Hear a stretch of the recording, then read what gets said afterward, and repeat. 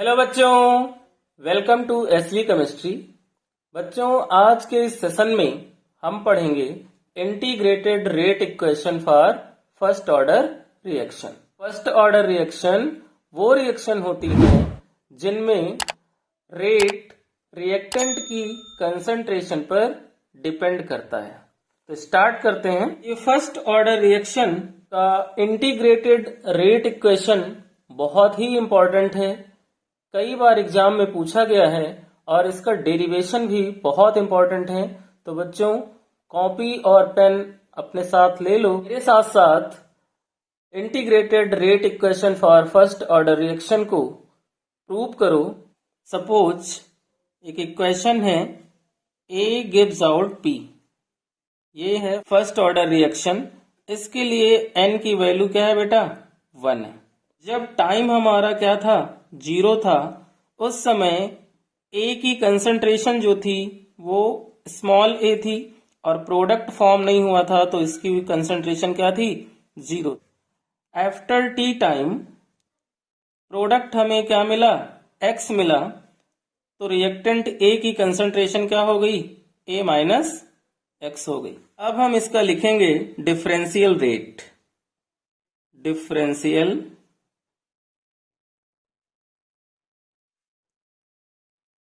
Rate. तो differential rate क्या होगा बेटा? रेट जो है फर्स्ट ऑर्डर रिएक्शन का वो किस पे डिपेंड करता है? रिएक्टेंट की कंसंट्रेशन पे। तो ये बनेगा dx by D T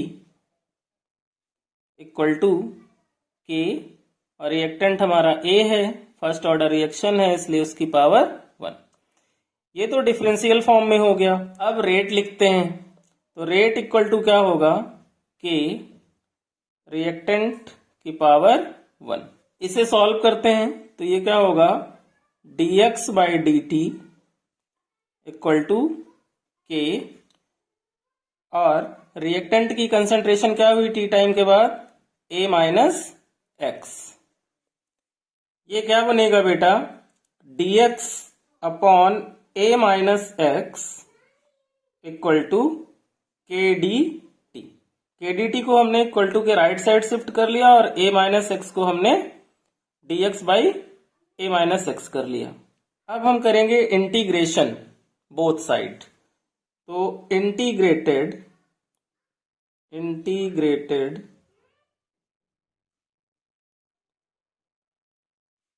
both side. Integration का साइन लगाएंगे। dx upon A minus X equal to K, integration का साइन dt। डिफरेंशिएशन और इंटीग्रेशन आपस में कैंसिल हो जाते हैं, इसलिए क्या बनेगी ये value? Minus log A minus X equal to K T plus, पर इंटीग्रेशन कांस्टेंट I यूज कर लिया हमने। अब क्या करना है? व्हेन x इक्वल टू 0 हो और t इक्वल टू 0 हो तो हम I की वैल्यू फाइंड कर सकते हैं। तो ये बनेगा minus log A minus 0 equal to k into 0 plus I equal to क्या आएगा? Minus log A। ये हमारी I की वैल्यू आ गई। फिर से समझ लेते हैं एक बार। ये क्या था? dx upon A minus X equal to K, integration का साइन dt। डिफरेंशिएशन से इंटीग्रेशन कैंसिल हो गया, तो ये वैल्यू क्या बनी? Minus log A minus X equal to K T plus I क्या है? इंटीग्रेशन कांस्टेंट है। व्हेन x इक्वल टू 0 और इक्वल टू हमने 0 कर दिया तो क्या बना कि minus log A minus x की वैल्यू 0 रख दी इक्वल टू के, t की वैल्यू 0 प्लस I। तो यहां से I की वैल्यू बेटा क्या हुई? फाइंड हो गई। तो I इक्वल टू क्या बना? माइनस लॉग A बन गया। वैल्यू ऑफ I को अब हम इक्वेशन नंबर फर्स्ट में पुट करेंगे। तो put the value of I equation number first. Put the value of I equation number first में इसको पुट कर दें। Minus log A minus X equal to K T plus minus log A. इसे solve करें तो minus log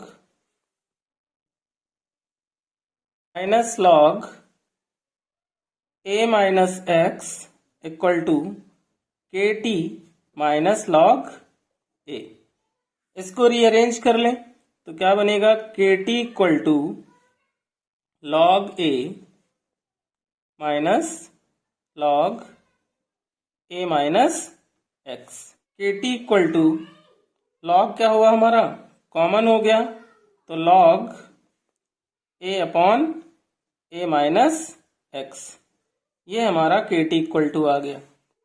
इसको हम ऐसे भी लिख सकते हैं कि के equal to 1/t, K equal to 1/t log A upon A minus X. ये जो लॉग यहाँ पे बेटा गिवन है ये लॉग ई होता है, तो since log E X equal to होता है 2.303 लॉग बेस 10 एक्स, ये हमारा होता है एक फॉर्मूला। इस फॉर्मूले के अकॉर्डिंग ये क्या बनेगा, k equal to 2.303 upon T log base 10 a upon a minus X. ये हो गई बेटा हमारी first order reaction. Means integrated rate equation का ये हमारा फर्स्ट ऑर्डर के लिए फॉर्मूला हो गया, where k equal to rate constant, x क्या है, reactant, reacted in time t, और a क्या है, initial concentration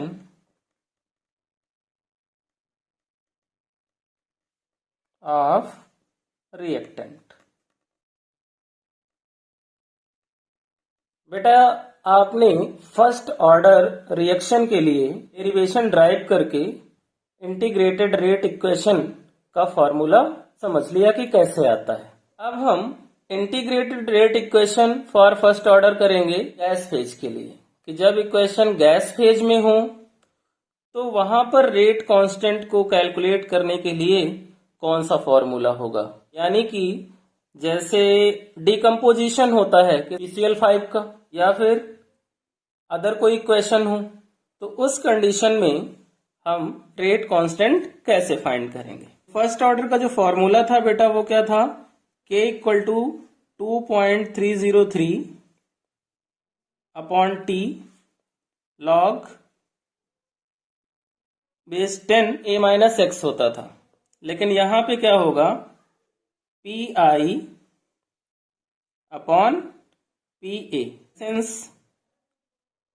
pa equal to क्या, pi माइनस pt। क्या होगा यहाँ पे कि k equal to 2.303 upon T log, ये क्या हो गया, बेस 10, और pi रहे, pa की जगह पे हम क्या लिख सकते हैं, pa इक्वल टू क्या होता है, 2pi माइनस pt। तो यहाँ पर हम यूज कर सकते हैं 2pi minus pt। Integrated rate equation for first order reaction gas phase के लिए फॉर्मूला हो गया, जिससे हम रेट कांस्टेंट k की कैलकुलेशन करते हैं। यहाँ पर pi इक्वल टू जो है बेटा वो क्या है, initial pressure of A, initial pressure of A यानी कि रिएक्टेंट, और पी ए इक्वल टू क्या है, partial pressure of, partial pressure of A यानी रिएक्टेंट एट टाइम टी। अब हम करेंगे बेटा characteristics of first order reaction. तो फर्स्ट करेक्टर क्या होता है बेटा फर्स्ट ऑर्डर रिएक्शन के लिए कि वैल्यू ऑफ के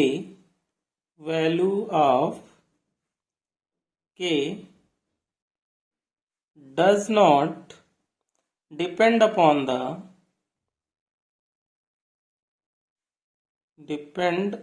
the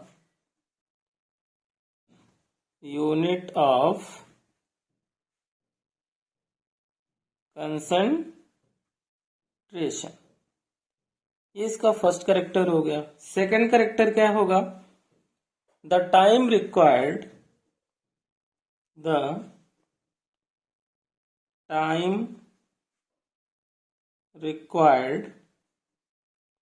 two complete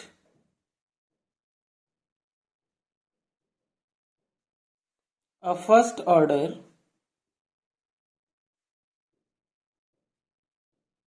reaction is infinite। और थर्ड करेक्टर इसका क्या होगा कि the reaction does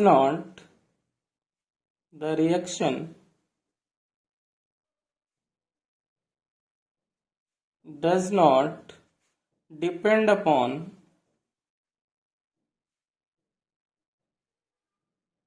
the initial concentration of the reactant। अब हम सीखेंगे बेटा फर्स्ट ऑर्डर रिएक्शन पे बेस्ड ग्राफ कि कौन से ग्राफ हैं जो एग्जाम में पूछे जाते हैं, चाहे वो मल्टीपल चॉइस क्वेश्चन हो या फिर 1 मार्क्स का अदर क्वेश्चन हो। तो फर्स्ट ग्राफ है बेटा हमारा log a वर्सेस टाइम, जिसमें x एक्सिस पे टाइम और y एक्सिस पे log a यूज करते हैं और ये स्ट्रेट लाइन ग्राफ हमारा बनता है। स्लोप इसका -k/2.303 होता है। और सेकंड ग्राफ जो बेटा है हमारा वो है ln a वर्सेस टाइम, इसमें टाइम x एक्सिस पे और y एक्सिस पे ln a, ये भी स्ट्रेट लाइन होता है। और थर्ड ग्राफ बेटा हमारा है रेट वर्सेस कंसंट्रेशन, जिसमें कंसंट्रेशन x एक्सिस पे और रेट y एक्सिस पे, ये भी हमारा स्ट्रेट लाइन ग्राफ होता है। ये 3 टाइप के ग्राफ हैं जो बोर्ड एग्जाम में अक्सर पूछे जाते हैं। तो वहां पर आपको ग्राफ आइडेंटिफाई कर लेना है और उसे बना देना है या फिर मल्टीपल चॉइस है तो टिक कर लेना है। अब हम करेंगे बेटा half life for first order reaction. Half life for first order reaction. Half life क्या होती है बेटा? हमने जीरो ऑर्डर रिएक्शन जो पढ़ी थी उसमें आपको एक्सप्लेन किया था कि हाफ लाइफ क्या होती है। वो टाइम जिसमें कोई रिएक्टेंट अपनी इनिशियल कंसंट्रेशन का हाफ रह जाता है उसे हम हाफ लाइफ बोलते हैं। तो यहाँ पे बेटा क्या है कि t जो होगा वो क्या हो जाएगा, t 1/2 हाफ हो गया, और x की वैल्यू जो होगी वो क्या हो जाएगी, इनिशियल कंसंट्रेशन डिवाइडेड बाई 2, या फिर हम इसको ऐसे लिख सकते हैं कि a minus X equal to a/2। अब फर्स्ट ऑर्डर इक्वेशन का फॉर्मूला क्या था, k equal to 2.303 upon t log base 10 a upon a minus X. इस फॉर्मूले में हम इन वैल्यू को पुट कर देंगे। k इक्वल टू 2.303, t की जगह पे क्या आ जाएगा, t हाफ log a, और a माइनस एक्स की जगह क्या होगा, a/2। इसको हम ऐसे भी लिख सकते हैं k equal to 2.303 upon t 1/2 log a into 2 upon a से a कैंसिल हो गया। यहाँ क्या बचा, k equal to 2.303 upon t 1/2 या t हाफ, और log 2 की वैल्यू कितनी होती है, 0.3010, तो ये क्या बनेगा k equal to 2.303 upon t half into 0.3010। ये क्या होगा?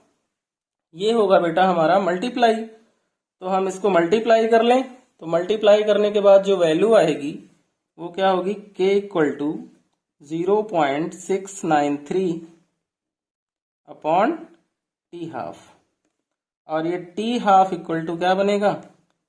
0.693 अपॉन के।